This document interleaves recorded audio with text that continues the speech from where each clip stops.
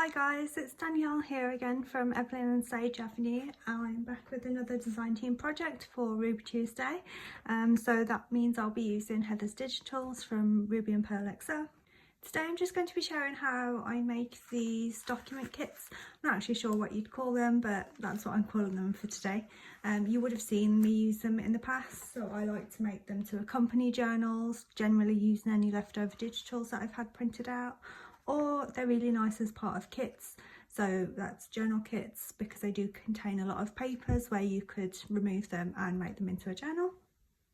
They are super easy to make. I am going to put you to music when I make them because it is really that straightforward. They're really easy. I'm going to show you a version where there's no distressing involved, but you can obviously distress them further if you wanted to. It's just these ones aren't distressed, but they do have that nice aged look to them still. So really minimal effort with quite a nice payoff really. So I'm just going to show you the ones I've got in front of me. I've just made 3 for now. Now I think I'm going to put these as a kit eventually.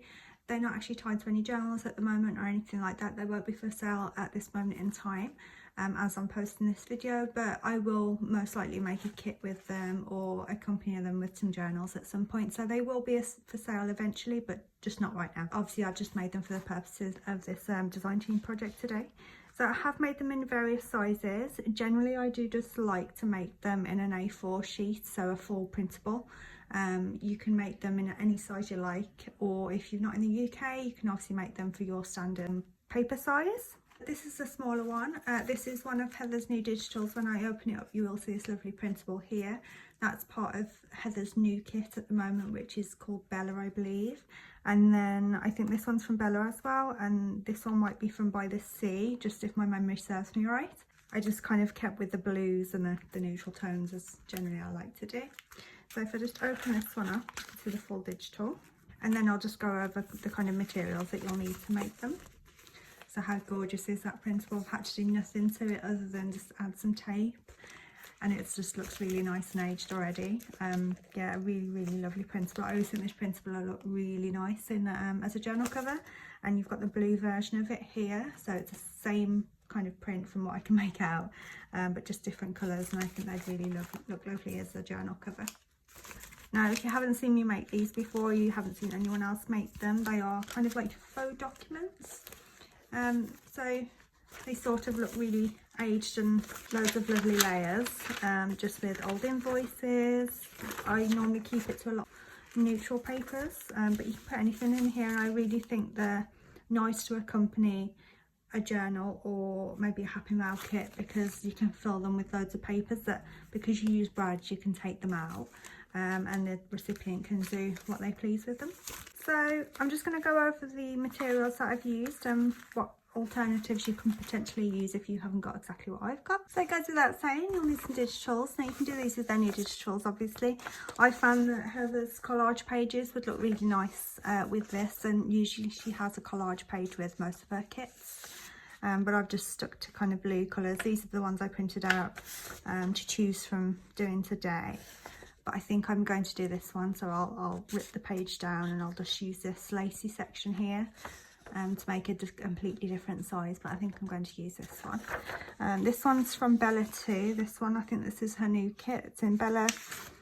Not sure what this one's from off the top of my head, but I'll list it below. So you'll need a digital of your choosing. Part of the easy aging, i.e. not distressing or anything like that, I've lined the paper with, this is kind of a sandwich wrap. I use them a lot in my journals in various ways. They're really nice to make faux glassine bags. So this is just like a grease-proof sandwich bag thing that you'd wrap your sandwich in. You could use, if you haven't got anything like this, alternatively you could use piano roll paper. I know I never know what to do with piano roll paper, so that's a good alternative. Piano roll paper, you could use the children's drawing pads. That's really thin paper too, so there are a lot of alternatives. You don't have to use something like this, but I've just found that this is quite effective. You don't have to do that, you could just print on both sides and then you don't have to line it with anything, but I've just found it helps give that nice kind of distressed look around the edges. You see how that image stops and then you've got the lining peeking out, so you can just crunch that up and it gives that nice aged feel with very little effort. Then you'll need 2 brads of your size. You can have any size you like, and then some hole reinforcers. Don't have to, but just as extra dressing, I find that the hole reinforcers are quite nice.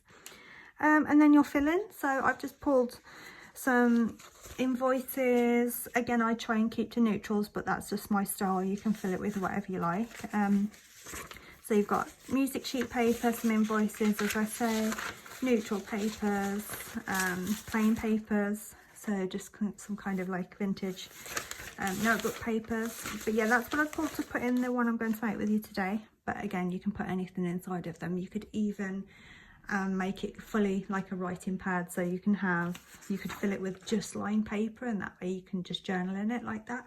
That would be a cute idea. So now I've shown you what you need, I am going to pop you to music, because they are really easy to make, as I said, and I hope you enjoyed this project today.